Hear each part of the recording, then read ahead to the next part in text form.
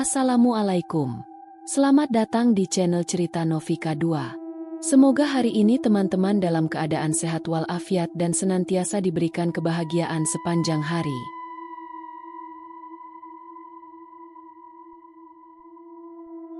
Hari itu matahari bersinar terang, tapi hawa yang menyelimuti kompleks perumahan terasa ganjil. Seolah-olah sinar hangat itu tertahan di udara, enggan menyentuh tanah. Pak Wahyu mematikan mesin truk sewaan yang membawa sebagian besar barang mereka. Bu Lastri turun lebih dulu, menggendong Laras yang tampak masih mengantuk karena menempuh perjalanan panjang dari kota sebelumnya. Sandi yang kini duduk di bangku SMP membantu sopir menurunkan kardus-kardus dari belakang truk.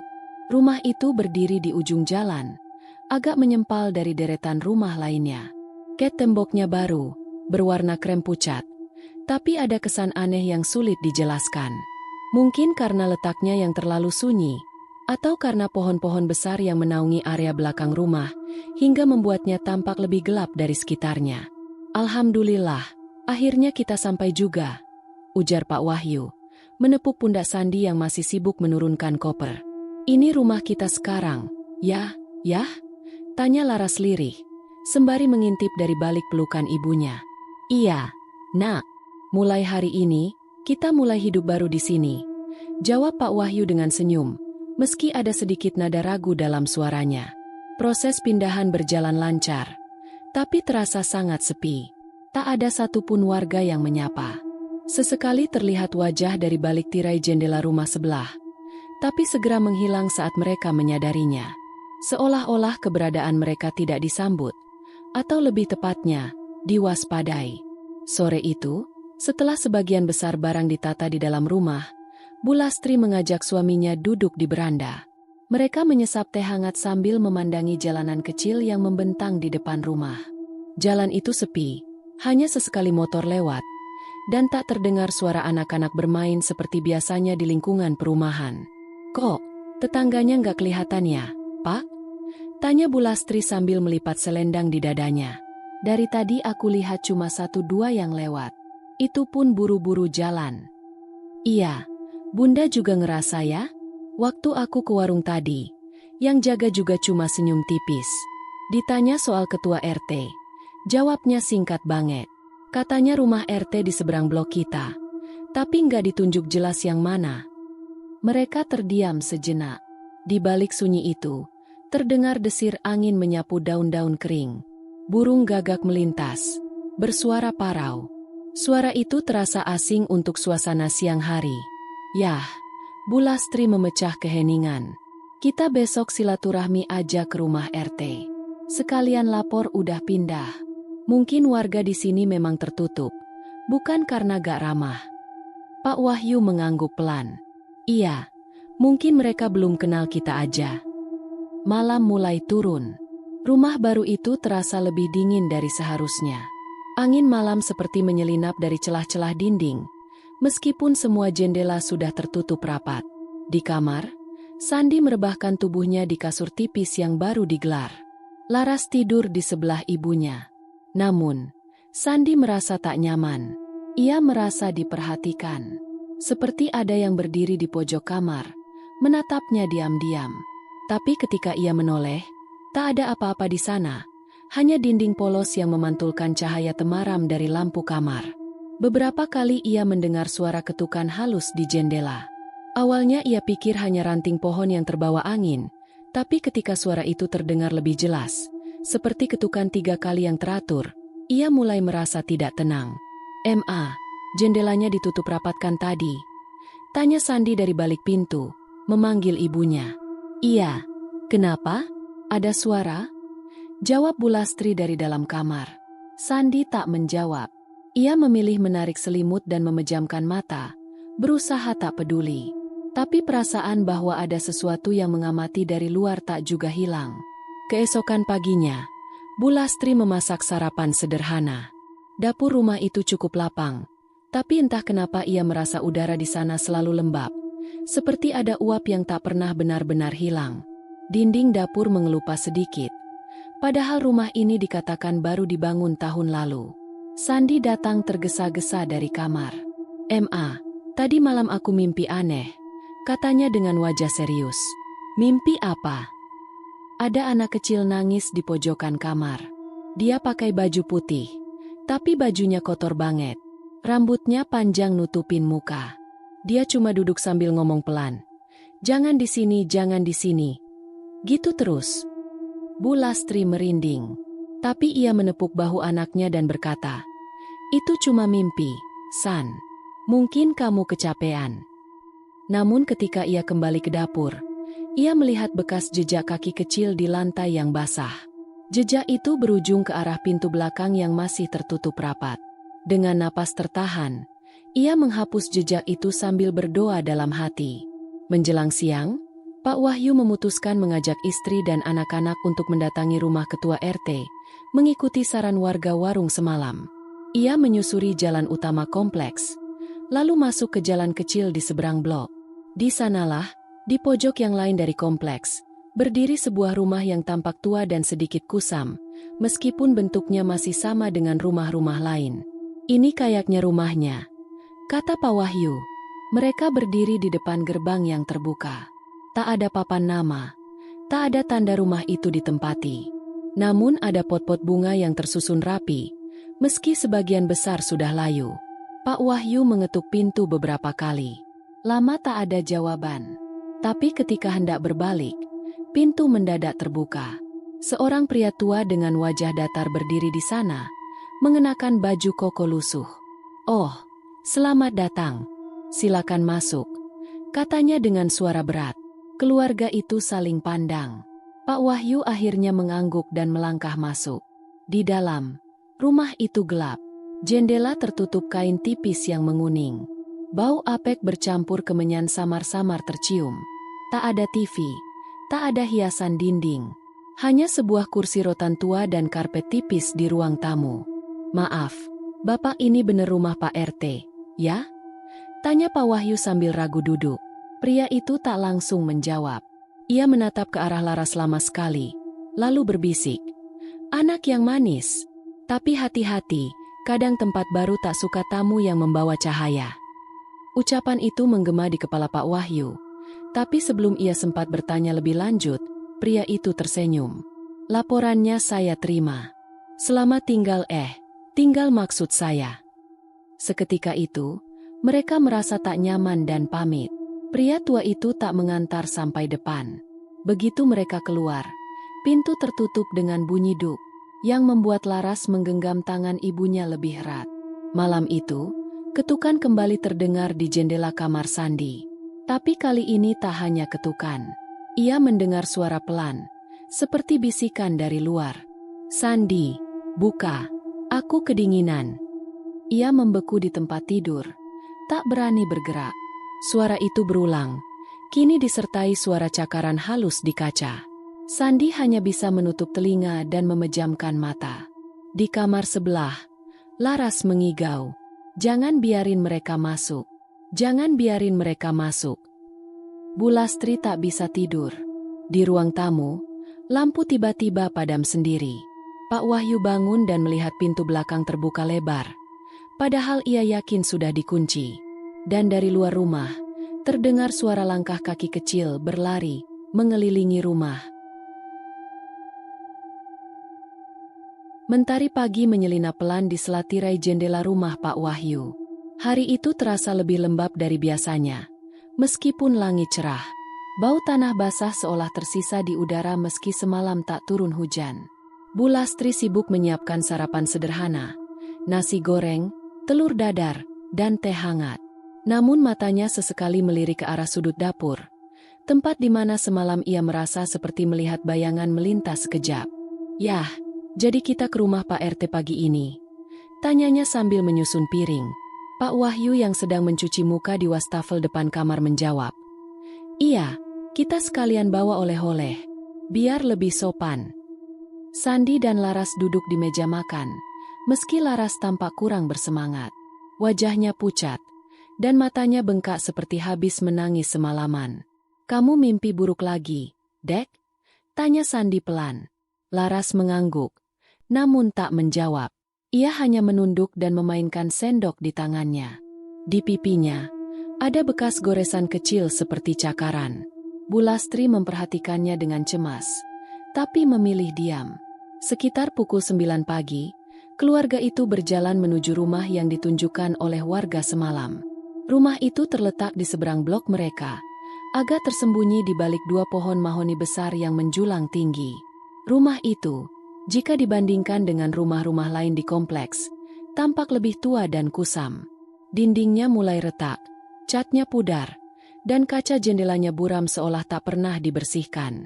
Di depan pagar, tak ada pot tanaman seperti rumah-rumah lainnya, hanya tanah kering dengan rumput liar yang tumbuh tak beraturan. Pak Wahyu ragu-ragu mengetuk pintu pagar. Suara ketukan itu terdengar hampa, seperti menampar benda kosong. Butuh waktu beberapa menit sebelum terdengar suara langkah mendekat dari dalam. Pintu rumah terbuka perlahan. Seorang pria tua dengan wajah keriput dan mata sayu muncul di ambang pintu. Ia mengenakan baju koko putih yang kekuningan di bagian kerah dan sarung yang sudah pudar warnanya. Selamat pagi. Sapa Pak Wahyu ramah. Kami keluarga baru di ujung blok. Mau lapor sekaligus silaturahmi ke Pak RT. Pria tua itu menatap mereka satu persatu tanpa senyum. Tatapannya lama berhenti di wajah Laras, membuat anak itu mundur setapak dan menggenggam tangan ibunya. "Oh, silakan masuk," jawab pria itu akhirnya, sambil membuka pintu lebih lebar. Di dalam rumah, suasananya sunyi, seakan waktu berhenti. Bau apek langsung menyeruak, bercampur aroma dupa yang menyengat. Ruang tamu hanya berisi satu sofa tua, rak kayu lapuk, dan foto usang yang tergantung miring di dinding. Pak Wahyu dan keluarganya duduk dengan ragu. Pria tua itu menghilang sejenak ke dalam, lalu kembali membawa 4 gelas teh yang sudah dingin. Ia meletakkannya tanpa berkata apa-apa. "Maaf, Pak, kami belum sempat kenalan. Nama saya Wahyu. Ini istri saya Lastri, anak-anak kami Sandi dan Laras." Pria itu menatap Pak Wahyu dengan senyum aneh. "Saya, Sudermo. Sebenarnya betul ini rumah ketua RT, Pak?" Lagi-lagi, pria itu tak langsung menjawab. Ia hanya mengangguk pelan. "Rumah ini lama tak dikunjungi orang. Tapi hari ini kalian datang," ujarnya lirih, nyaris seperti bicara pada dirinya sendiri. Laras mulai merasa tidak nyaman. Ia membisikkan sesuatu ke telinga ibunya. "Bu, orang ini matanya beda." Bu Lastri menoleh cepat. Matanya membesar saat melihat kilatan merah samar di mata pria tua itu. Namun ia buru-buru menunduk, menganggap dirinya hanya terlalu tegang. "Terima kasih sudah menerima kami, Pak. Kami pamit dulu. Kalau ada kegiatan warga atau iuran, mohon diberi kabar ya," ujar Pak Wahyu cepat-cepat, mencoba mengakhiri pertemuan yang mulai terasa janggal. Pak Sudarmo hanya mengangguk. Ia tak mengantar mereka keluar. Saat mereka berjalan menjauh dari rumah itu, Bu Lastri menoleh sejenak dan melihat pria itu masih berdiri di ambang pintu. Namun mulutnya bergerak seperti menggumamkan sesuatu. "Kenapa, Ma?" tanya Sandi. "Enggak, ayo cepat pulang." Setibanya di rumah, suasana terasa berbeda. Angin seperti tak masuk ke dalam rumah sama sekali. Udara menjadi pengap, dan cahaya matahari yang masuk tampak lebih redup dari biasanya. Laras langsung masuk kamar dan berbaring. Ia tidak bicara sepatah kata pun. Sementara itu, Sandi dan Pak Wahyu mencoba membenahi rak buku yang belum ditata. Saat membuka salah satu kardus, Sandi berhenti sejenak. "Yah, ini kan boneka Laras yang dikirim lewat ekspedisi seminggu lalu." Pak Wahyu mengangguk. "Iya, kenapa?" "Waktu kita pindah, boneka ini aku lihat udah ada di tempat tidur Laras. Padahal belum kita buka kardusnya, kan?" Pak Wahyu terdiam. "Ah, mungkin Laras ambil sendiri waktu kita lengah," jawabnya cepat, menolak untuk terlalu memikirkannya. Namun malam harinya, semua perasaan tak nyaman itu kembali datang. Angin malam menderu lebih kencang dari biasanya. Jendela kamar bergetar meski tertutup rapat. Lampu di dapur berkedip pelan seperti akan padam. Di kamar Laras, gadis kecil itu menggeliat gelisah dalam tidurnya. Jam menunjukkan pukul 2.17 dini hari. Tiba-tiba, Laras terbangun. Tubuhnya kaku. Ia mendengar suara langkah dari luar kamarnya. Pelan, teratur, lalu berhenti tepat di depan pintu. Tok, tok, tok, bu. Laras memanggil lirih, tapi tak ada jawaban. Ketika ia mencoba duduk, tubuhnya terasa berat. Pandangannya kabur, namun ia bisa melihat bayangan gelap di bawah celah pintu kamar. Bayangan kaki, seperti seseorang sedang berdiri diam di sana. Laras menarik selimut sampai ke dagu. Tok, tok, tok. Kali ini ketukan terdengar lebih keras. Dengan tangan gemetar, ia meraih bonekanya. Tapi saat memeluk boneka itu, ia merasa kainnya dingin dan basah. Saat ia melihat ke bawah, boneka itu kini mengenakan gaun putih kumal, rambutnya panjang menjuntai, dan di wajahnya tak ada mata. Laras menjerit. Pak Wahyu dan Bu Lastri segera masuk ke kamar Laras. Anak itu menangis histeris, menunjuk boneka yang kini kembali terlihat biasa saja. Ada perempuan di sini. Dia masuk, dia bilang, "Aku sudah ada di dalam." Isaknya sambil menunjuk dinding kamar. Pak Wahyu memeluk anaknya dan menenangkan sebisa mungkin. Namun di dalam hatinya, kegelisahan mulai memuncak. Pagi harinya, mereka memutuskan kembali menanyakan keberadaan RT ke warga sekitar. Di warung depan kompleks, mereka bertemu Bu Siti, ibu paruhbaya yang tinggal di tengah blok. "Oh, maaf Pak Wahyu, kemarin Bapak ke rumah siapa ya?" tanya Bu Siti dengan dahi berkerut. "Kami ke rumah seberang blok, di dekat pohon mahoni," kata warga. "Itu rumah Pak RT." Bu Siti langsung pucat. "Loh, Pak, itu rumah kosong. Pak, udah 3 tahun gak dihuni. Bahkan warga sini aja kalau lewat depan situ suka merinding. Itu rumah dulunya sempat dipakai orang aneh semacam dukun, katanya. Tapi setelah dia meninggal, rumahnya gak pernah dipakai lagi. Gak ada yang berani nempatin. Ketua RT kita rumahnya di dekat musola." "Pak, bukan di situ." Pak Wahyu menatap istrinya. Sama-sama membeku. Bu Lastri menggenggam tangan Laras yang sudah mulai pucat sejak mendengar cerita itu. "Loh, waktu kami ke sana, ada orang tua keluar dari dalam rumah," ngaku ketua RT. "Namanya Pak Sudarmo." Bu Siti menggeleng pelan, lalu berbisik. "Pak Sudarmo, itu nama dukun yang dulu tinggal di rumah itu." Detik itu juga, bulu kuduk mereka berdiri serentak. Laras menoleh ke belakang. Di ujung jalan, rumah kosong itu terlihat lebih gelap dari biasanya. Dan dari jendela yang buram, sesosok bayangan seperti sedang memperhatikan mereka. Sejak kepulangan mereka dari rumah kosong yang dikira rumah ketua RT, suasana rumah Pak Wahyu berubah drastis. Seakan ada kabut halus yang melingkupi bangunan itu. Udara di dalam rumah selalu lembab dan pengap. Tak peduli seberapa sering jendela dibuka. Bau kemenyan samar-samar tetap menggantung di sudut-sudut ruang. Padahal mereka tak pernah menyalakan dupa sedikit pun. Hari-hari pertama berlalu dengan kecemasan yang perlahan tumbuh menjadi ketakutan. Dan malam-malam mereka mulai diselimuti kejadian-kejadian yang tak bisa dijelaskan. Malam pertama, listrik pada mendadak sekitar pukul 2 dini hari. Awalnya Pak Wahyu mengira itu gangguan umum, tapi ketika ia melihat keluar jendela, rumah-rumah lain tetap terang. Hanya rumah mereka yang gelap gulita.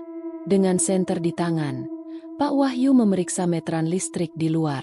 Tidak ada yang aneh, tidak ada korsleting, tidak ada saklar yang jatuh. Anehnya, saat ia kembali masuk rumah, listrik menyala kembali dengan sendirinya. Tidak butuh teknisi, tidak butuh perbaikan. Malam berikutnya, kejadian itu berulang. Kali ini disertai dengan suara tok-tok-tok di langit-langit rumah. Seperti ada yang berjalan pelan di atas genteng. Sandi yang tidur di kamar belakang merasa ada yang tidak beres. Ia bangun karena mendengar suara tangisan anak kecil dari kamar mandi. Ia pikir Laras yang terbangun, tapi ketika membuka pintu kamar adiknya, Laras masih tidur dengan lelap, meski menggenggam bonekanya erat-erat. Tangisan itu berlanjut. Sandi memberanikan diri menghampiri kamar mandi. Pintu kamar mandi sedikit terbuka. Lampunya menyala samar. Tangisan itu semakin jelas terdengar dari dalam. Langkah Sandi melambat. Ia merasakan bulu kuduknya berdiri, Tapi rasa penasaran menahan kakinya untuk tetap melangkah. Ketika ia mendorong pintu pelan, suara tangisan itu berhenti tiba-tiba. Kamar mandi kosong. Tapi di kaca cermin di atas wastafel, ada bekas tangan kecil seolah baru saja menekan dari sisi dalam kaca. Sandi mundur pelan. Ia merasa diperhatikan. Dan tepat sebelum ia berbalik keluar dari kamar mandi, cermin itu berembun sendiri. Lalu muncul tulisan samar. "Aku masih di sini." Pagi harinya, Bu Lastri menemukan Pak Wahyu lemas di kursi ruang tamu. Wajahnya pucat, keringat dingin membasahi pelipis, dan matanya sayu seperti orang habis begadang semalaman. "Pak, kenapa? Sakit?" tanya Bu Lastri panik. Pak Wahyu hanya mengangguk lemah. Dada sesak, seperti ditekan sesuatu waktu tidur. "Mimpi buruk. Ada yang duduk di dadaku. Wajahnya penuh luka. Dia bilang, 'Kamu nggak boleh tinggal di sini.'" Bu Lastri langsung membawanya ke puskesmas terdekat. Tapi setelah diperiksa, dokter hanya bilang kondisinya normal. Tidak ada gejala medis apapun. "Mungkin hanya kelelahan dan stres karena pindahan," kata dokter. Namun Bu Lastri tahu, ini lebih dari sekadar kelelahan. Laras semakin sering bicara sendiri. Ia mengaku sedang bermain dengan teman baru, yang katanya tinggal di kamar mandi. Namanya Rara. Suara Laras berubah jika sedang bicara dengannya, menjadi lebih dalam dan pelan, seperti bergumam. Suatu malam, Bu Lastri menemukan Laras sedang duduk di lantai kamar mandi. Lampu mati, hanya diterangi cahaya dari luar. Ia berbicara lirih sambil mengangguk-angguk. "Dek, kamu ngapain?" tanya Bu Lastri, ketakutan. Laras menoleh. Senyumnya lebar, terlalu lebar. "Rara ngajak aku ke rumahnya. Katanya lebih enak di sana. Nggak gelap kayak sini." Sandi, yang mulai penasaran, memasang alarm di ponselnya setiap malam pukul 2. Ia merasa jam itu adalah puncak keanehan yang terjadi.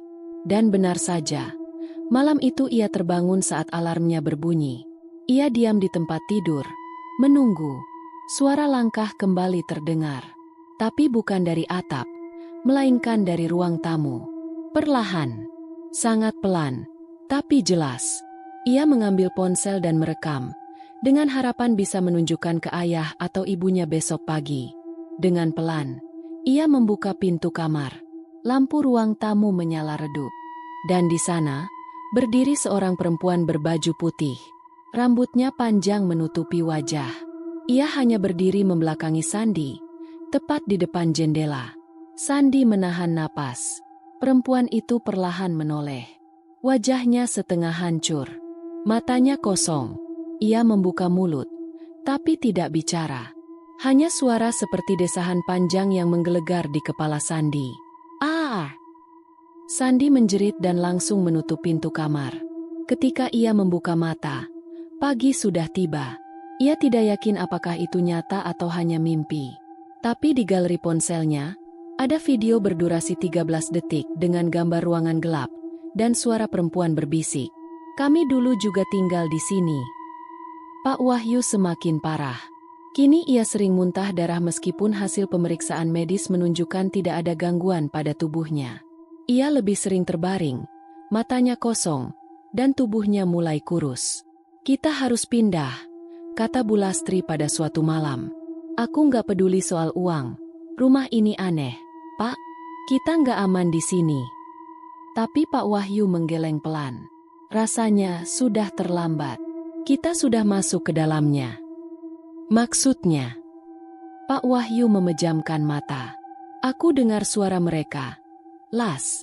Mereka bisik-bisik di dekat telingaku tiap malam. Mereka bilang rumah ini bukan untuk orang hidup." Malam ke-21 mereka di rumah itu adalah yang terburuk. Sekitar pukul 2:05, listrik kembali padam. Tapi bukan hanya di rumah mereka. Seluruh blok ikut gelap. Aneh, tapi semua tetangga tetap tenang. Seolah itu hal biasa. Sandi yang sudah tidak tahan lagi, keluar dari kamarnya dan menuju ruang tamu dengan senter.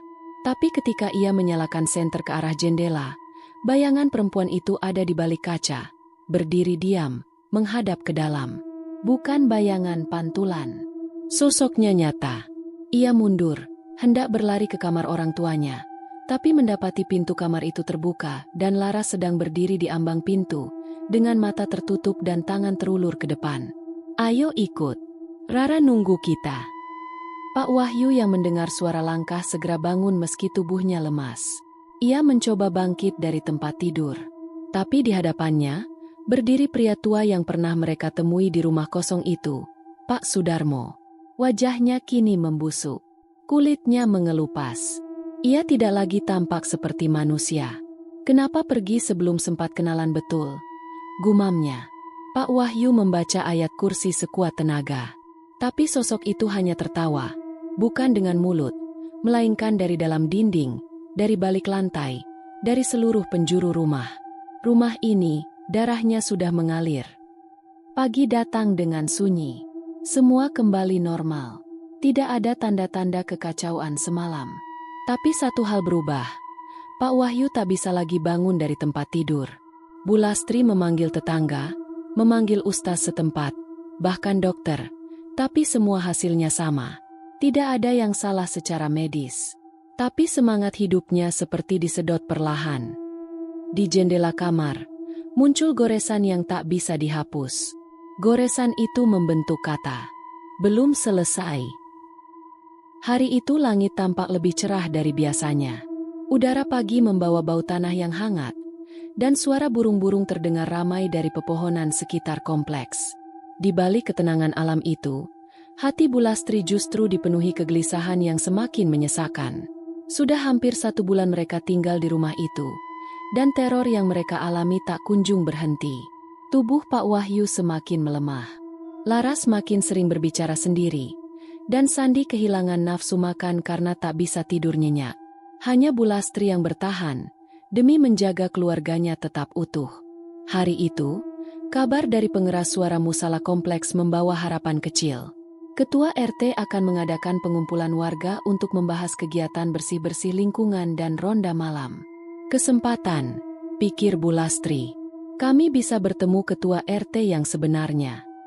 Sore harinya, lapangan kecil di samping musala mulai dipenuhi warga. Ibu-ibu membawa makanan ringan. Bapak-bapak duduk melingkar di tikar sambil merokok. Anak-anak berlarian ke sana kemari. Suasana tampak hangat dan akrab, berbanding terbalik dengan yang selama ini dirasakan oleh keluarga Pak Wahyu. Pak Wahyu sendiri hadir dengan kursi roda yang dibantu Sandi. Tubuhnya begitu kurus, wajahnya cekung, dan mata redup seperti kehilangan semangat. Meski berat, ia memaksa hadir. Ada sesuatu yang ingin ia pastikan. Ketua RT akhirnya datang. Seorang pria parubaya bernama Pak Santoso. Tubuhnya tinggi, sedikit gemuk, dan wajahnya ramah. Ia langsung disambut hangat oleh para warga. Pak Wahyu dan Bu Lastri menghampirinya setelah acara selesai. "Assalamualaikum, Pak," sapa Pak Wahyu dengan suara lemah. Pak Santoso menoleh dan tersenyum. "Waalaikumsalam. Wah, ini pasti keluarga baru yang di ujung blok, ya?" "Iya, Pak. Saya Wahyu. Ini istri saya Lastri, anak saya Sandi dan Laras." Pak Santoso menjabat tangan mereka. Tapi senyum itu perlahan memudar ketika Pak Wahyu melanjutkan.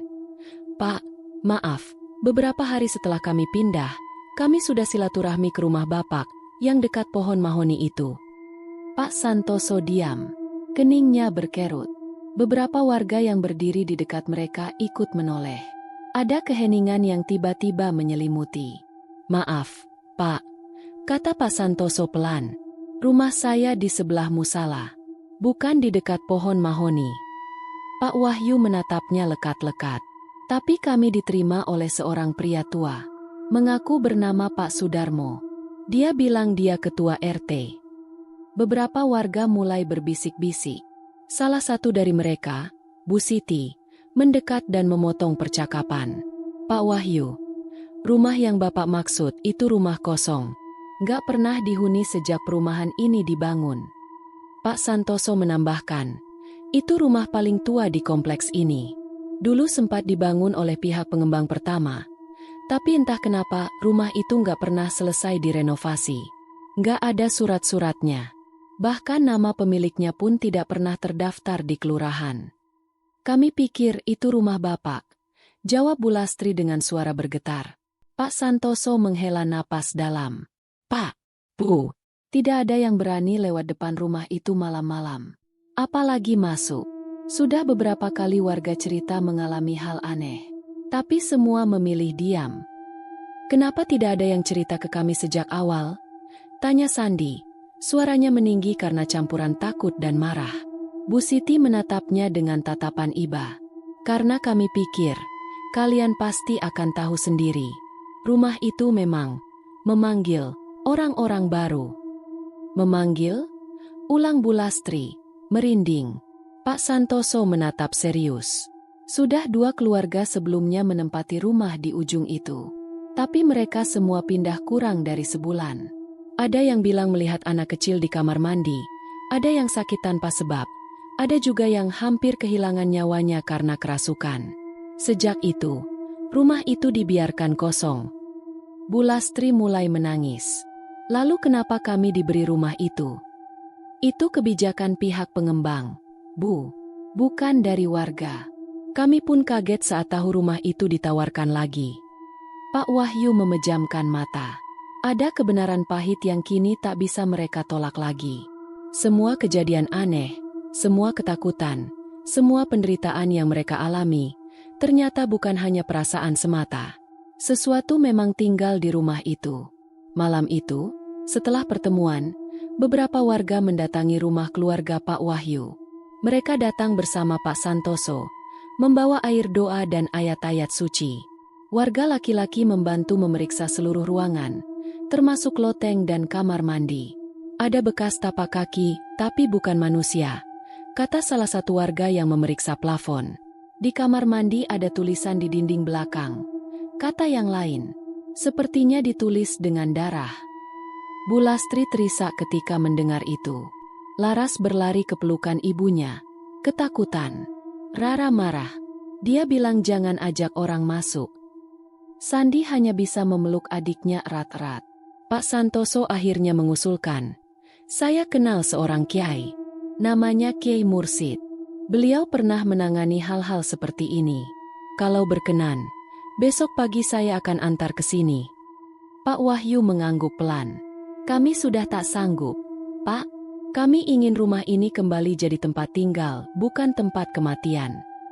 Malam itu adalah malam pertama yang terasa sedikit lebih ringan. Mungkin karena mereka tahu kebenarannya, atau karena harapan akan datangnya bantuan.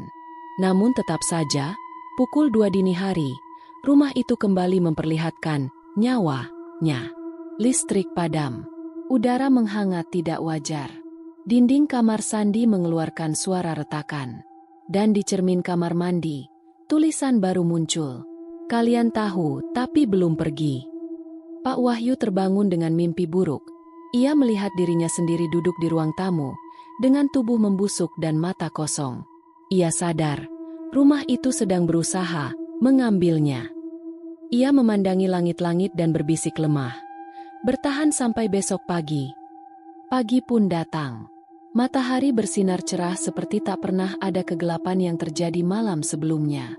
Warga berdatangan membawa makanan dan dukungan moral. Banyak dari mereka kini terbuka tentang apa yang pernah mereka alami saat melewati rumah itu. Saya pernah lihat ada anak kecil duduk di depan pagar waktu maghrib, kata seorang bapak. Pas saya dekati, hilang. Saya pernah dengar suara orang salat dari dalam rumah itu padahal kosong. Tambah yang lain.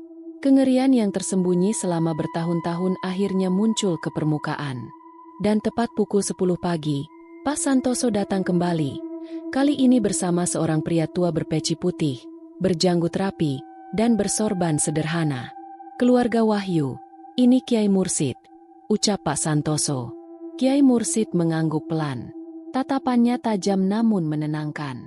Begitu masuk ke dalam rumah, langkahnya terhenti di ruang tamu. Ia memejamkan mata dan menggenggam tasbih di tangannya. Tempat ini telah dijadikan pintu, gumamnya lirih. Pintu apa, Kiai? Tanya Pak Wahyu lemah. Pintu masuk bagi yang terjebak antara dunia. Ada yang tinggal di sini.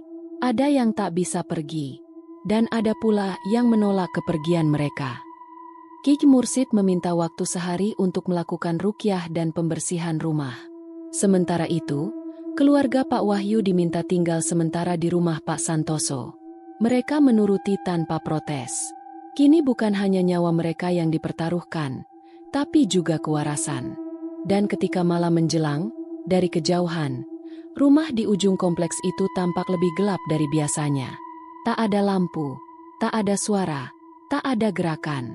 Tapi dari jendela yang retak, sesosok perempuan dengan rambut panjang berdiri menatap ke arah rumah Pak Santoso. Menunggu. Pagi itu, rumah Pak Santoso terasa jauh lebih tenang dibanding rumah mereka yang penuh aura mencekam.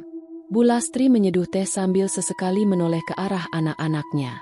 Sandi masih murung dan pendiam sejak kejadian malam sebelumnya. Laras, seperti biasanya, menggambar di buku gambar. Namun kali ini, gambarnya mengusik hati Bu Lastri. Ia menggambar seorang perempuan tanpa wajah, berdiri di depan rumah mereka, dikelilingi oleh bayangan hitam yang melayang di udara. Di sisi lain gambar, ada anak perempuan kecil dengan gaun putih yang memegang tangan Laras. Di atas gambar itu, tertulis dengan huruf-huruf besar, "Jangan diusir." Bu Lastri merasakan tengkuknya dingin. Ia tak tega menanyakan apa maksud Laras menulis itu, tapi di lubuk hatinya, ia tahu, sesuatu yang menakutkan tidak ingin pergi.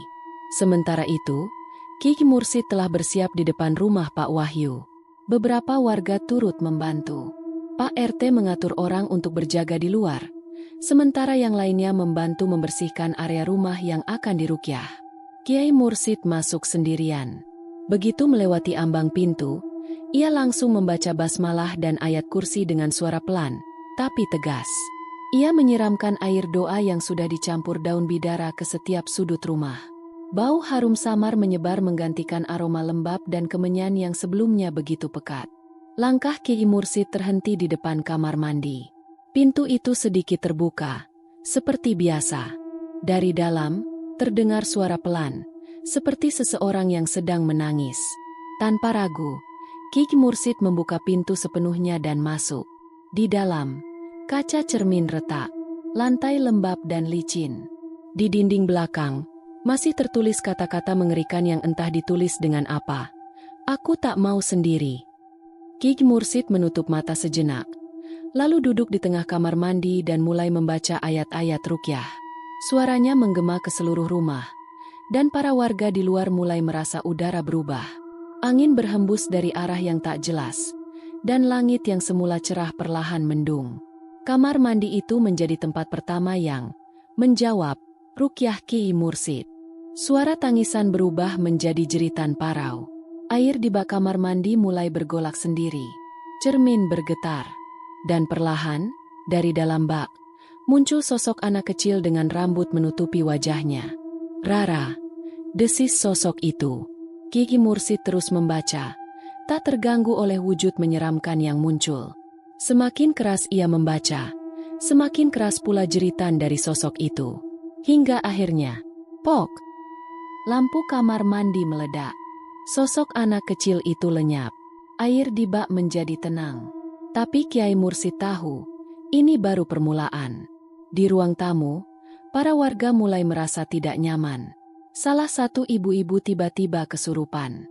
Ia berteriak-teriak dengan suara laki-laki. Matanya putih seluruhnya, tubuhnya bergetar hebat.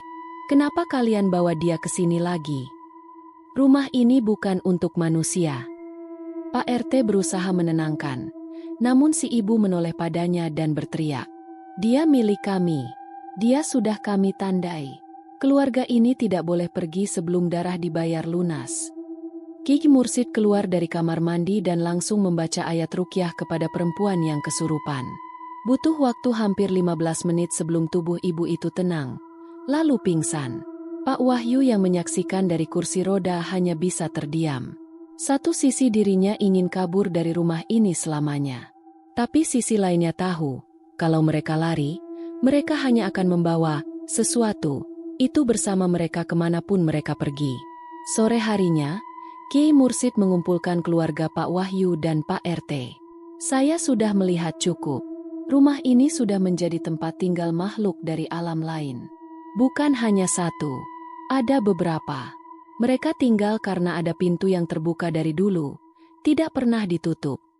Pintu itu dari mana asalnya, Kiai? Tanya Bulastri. Dari peristiwa lama. Rumah ini, dahulu tempat persembunyian seseorang yang mati dibakar. Ia dikhianati, dan arwahnya terperangkap. Rumah ini menyimpan dendam yang sangat kuat. Dan ketika kalian datang, kalian menjadi sasaran baru. Khususnya anak-anak. Sandi memeluk Laras erat-erat. Mereka ingin menukar posisi. Jiwa hidup dengan jiwa mati. Itulah kenapa Pak Wahyu sakit. Kenapa Laras sering diajak bermain oleh Rara. Itu bukan nama anak kecil. Itu singkatan dari sesuatu yang lebih tua, lebih gelap. Semua yang hadir terdiam. Jadi bisa diselamatkan? Tanya Pak Wahyu pelan. Bisa, tapi perlu satu syarat. Apa itu? Seseorang harus menutup pintu itu dari dalam. Semua menatap Kiai Mursid dengan panik. Maksud Kiai, ada yang harus berkorban. Tidak mati, tapi berani menahan makhluk itu di dalam, agar tidak keluar saat proses pemurnian. Itu hanya bisa dilakukan oleh orang yang pernah berinteraksi langsung dengan mereka. Pak Wahyu menarik napas dalam. Saya yang akan melakukannya. Pak, teriak Bulastri panik. Tapi Pak Wahyu sudah sangat lemah, kata Pak RT. Kiai Mursid menatap Pak Wahyu lama. Kalau Bapak sanggup, maka malam ini kita akan mulai proses terakhir. Malam datang dengan langit pekat. Rumah itu disegel dengan ayat-ayat, dan semua jendela ditutup dengan kain putih bertuliskan kalimat suci. Pak Wahyu duduk di ruang tengah, dikelilingi lilin dan air doa. Ia menggenggam tasbih pemberian Kiai Mursid, dan dalam hati, ia hanya ingin satu hal, melindungi keluarganya. Kiai Mursid memulai ruqyah besar. Ayat-ayat suci menggema di seluruh penjuru rumah, dan suara-suara mulai terdengar lagi. Tangisan, bisikan, jeritan, bahkan tawa lirih dari dinding. Pintu kamar mandi terbuka sendiri. Bayangan hitam keluar satu persatu. Pak Wahyu mulai merasakan sesak. Bayangan-bayangan itu berusaha masuk ke dalam dirinya. Tapi ia membaca doa yang diajarkan Kiai Mursid, dan perlahan, satu persatu bayangan itu memudar. Tapi kemudian, muncul sosok perempuan berambut panjang, bergaun putih, dengan wajah hancur. Sosok yang dilihat Sandi di malam-malam sebelumnya. Ia merangkak pelan dari arah dapur, mendekati Pak Wahyu. Aku mau tinggal di sini, jeritnya. Pak Wahyu menutup matanya, membaca ayat kursi sekuat tenaga. Ruangan berguncang. Lampu meledak satu persatu. Dinding retak. Udara menjadi panas. Namun tiba-tiba, semuanya berhenti. Tinggi. Dan hanya terdengar suara Pak Wahyu berkata pelan. Aku kunci pintunya. Pagi datang. Rumah itu seperti rumah biasa. Tak ada suara, tak ada bayangan, tak ada bau aneh. Tapi Pak Wahyu masih tak sadarkan diri. Ia terbaring di kasur. Wajahnya pucat, tapi napasnya normal. Kiai Mursid memeriksa dan berkata, jiwanya belum kembali sepenuhnya. Tapi dia selamat. Rumah ini sudah bersih. Warga ramai-ramai membantu membersihkan rumah. Lilin dan kain putih dibakar. Laras berhenti bicara sendiri. Sandi kembali ceria. Dan di jendela kamar mandi, tulisan yang semula tak bisa dihapus perlahan memudar sendiri. Seperti angin menyapunya. 1 minggu kemudian, keluarga Pak Wahyu mulai hidup normal. Meski masih trauma, mereka mulai menata rumah. Para warga kini lebih akrab dan sering datang berkunjung. Bahkan Bulastri mulai ikut kegiatan ibu-ibu PKK. Namun suatu malam, Laras bangun dari tidurnya. Ia menatap ke arah jendela dan tersenyum kecil. Makasih, Rara.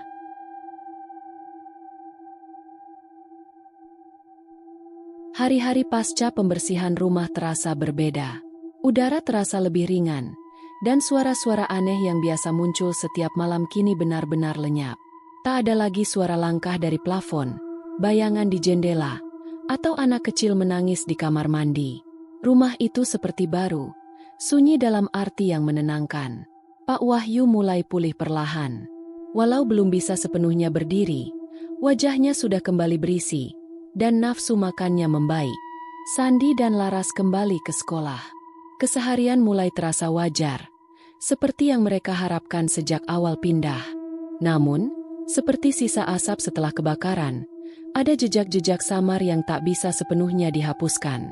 Suatu pagi, Bu Lastri sedang menyapu halaman depan ketika ia melihat tetangganya, Bu Siti, berdiri mematung di depan pagar. Wajahnya pucat, matanya tak berkedip. "Bu Siti," panggil Bu Lastri. Perempuan parubaya itu tak menjawab. Ia hanya menatap ke arah rumah, tepat ke jendela kamar mandi. Bu Lastri mengikuti arah pandangannya dan merasa bulu kuduknya berdiri. Di jendela yang kini bersih dan tak lagi retak, tampak seperti ada bekas telapak tangan kecil dari dalam. Padahal, jendela itu sudah ditutup rapat.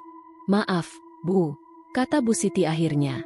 "Tadi saya lihat, Laras berdiri di balik kaca." Bu Lastri tersentak. "Laras ada di sekolah, Bu." Bu Siti menunduk. "Mungkin saya salah lihat, ya." Namun hati Bu Lastri tak tenang. Ia masuk rumah dan langsung memeriksa kamar mandi.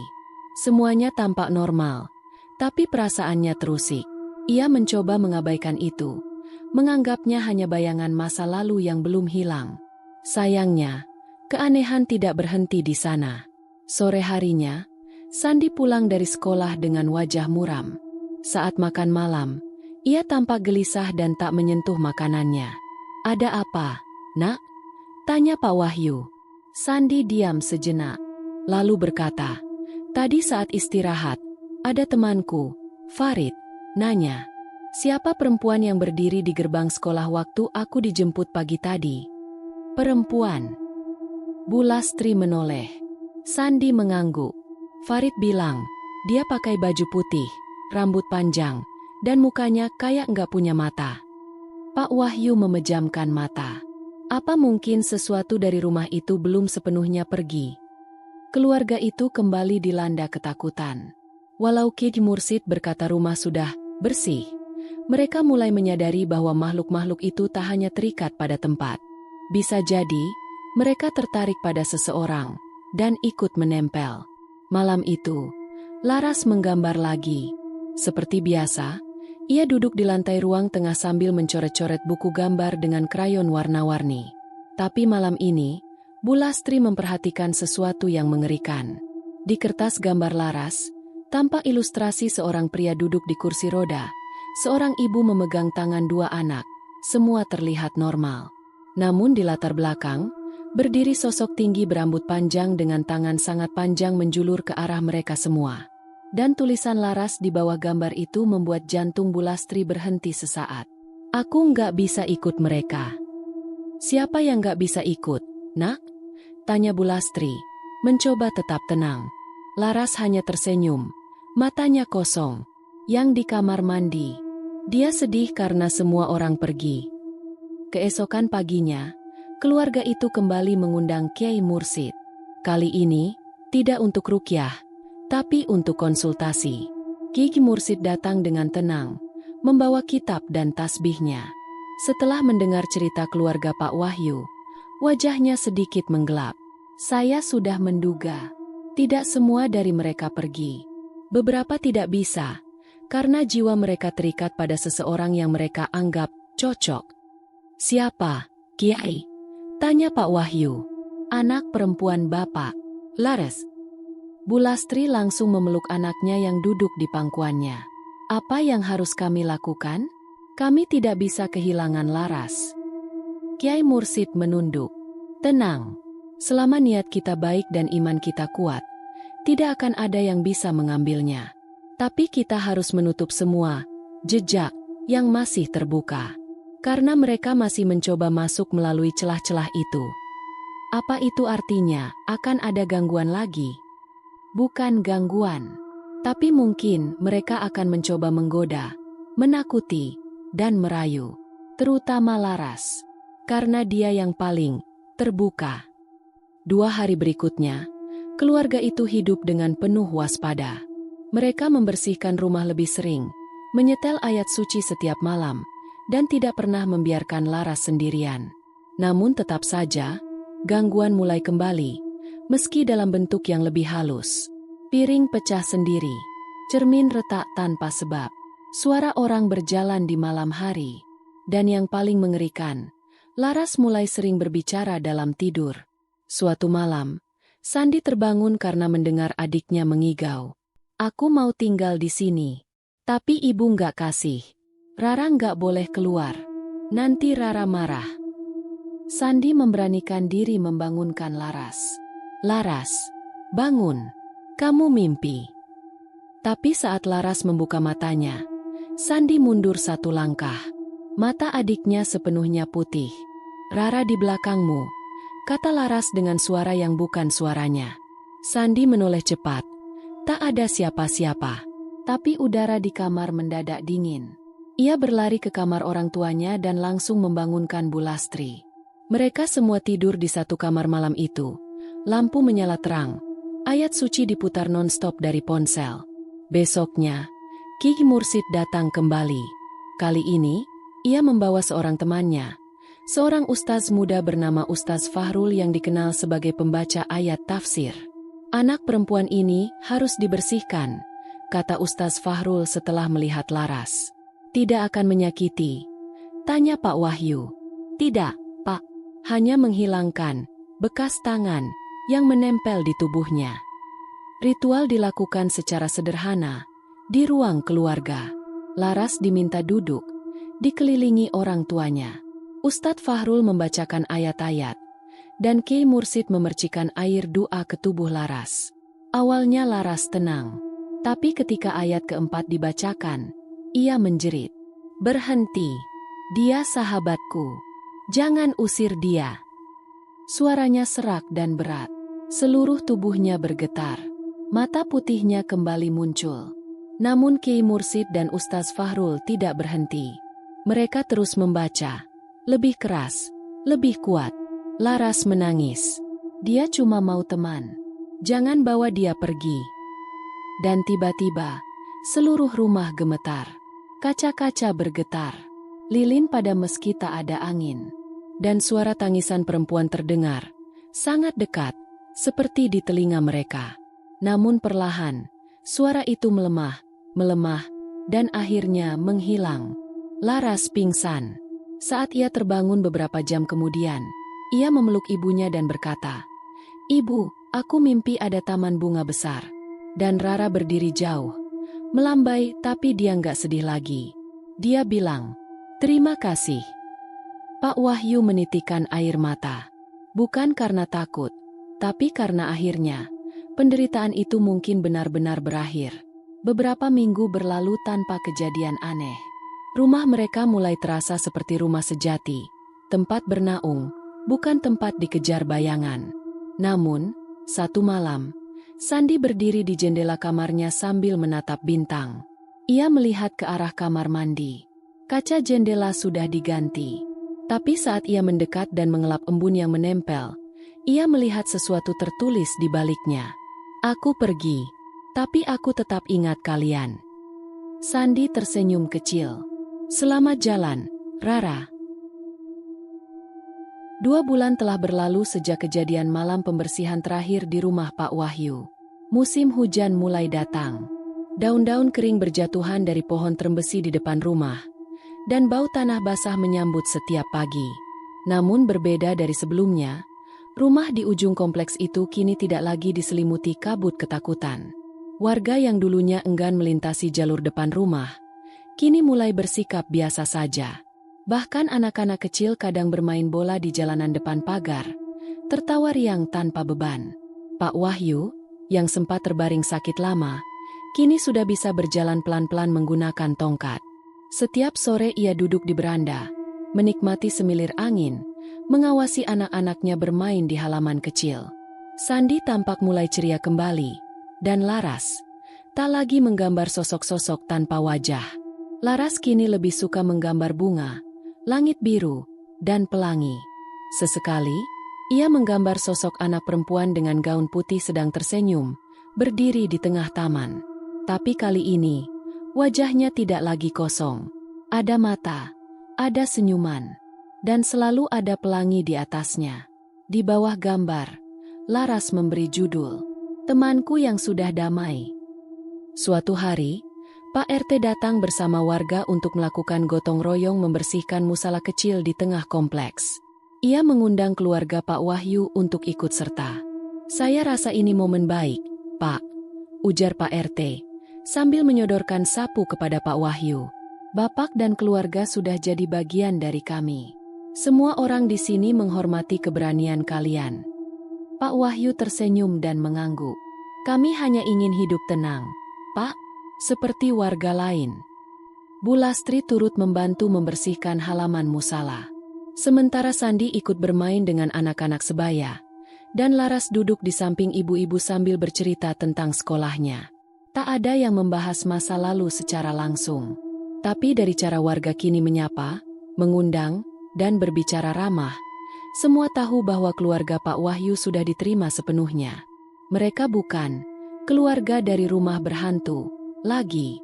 Mereka adalah keluarga yang telah bertahan, menghadapi sesuatu yang tak terlihat, dan keluar dari kegelapan dengan utuh.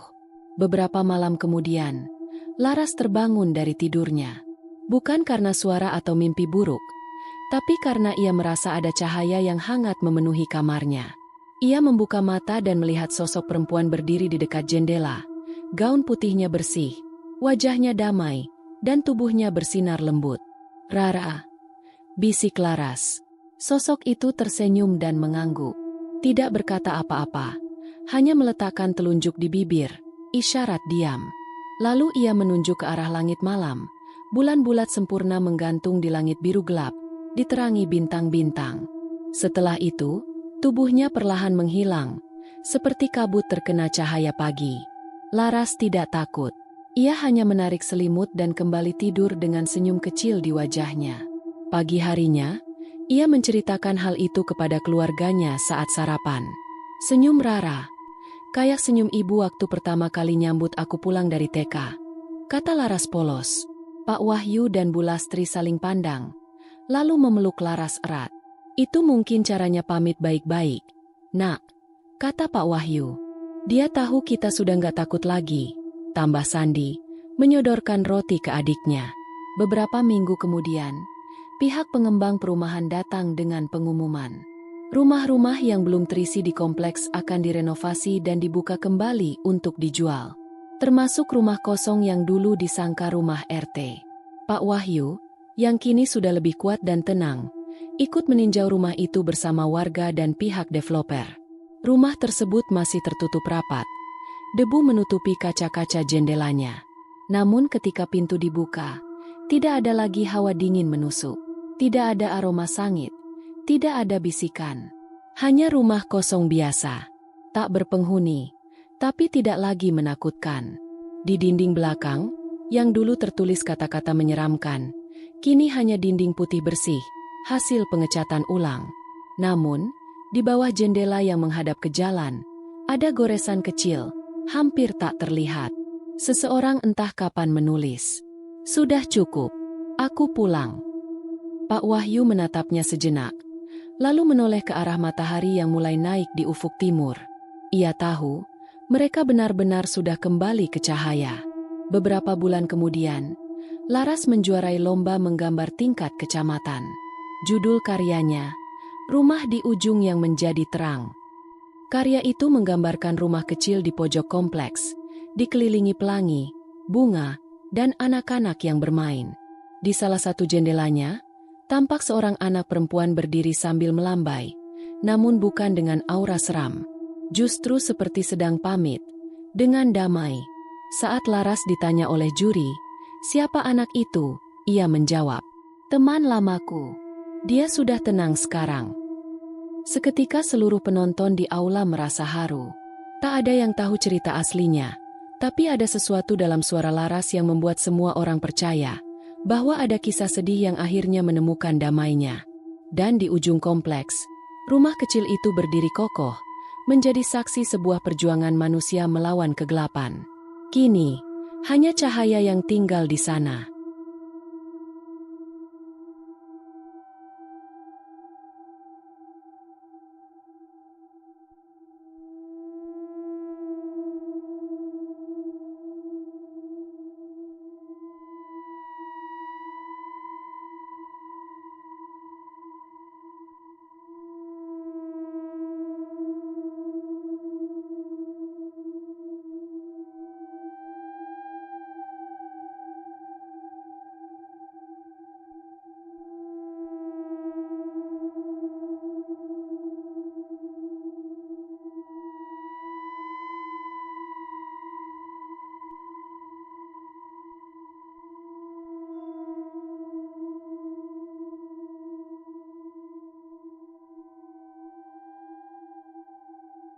Demikian cerita hari ini.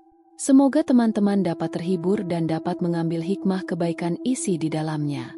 Jangan lupa juga bagikan cerita ini kepada teman-teman yang lain agar mereka juga bisa mendapatkan hiburan yang sama. Mohon maaf apabila ada kesalahan kata dan ucapan kami dalam membacakan cerita ini.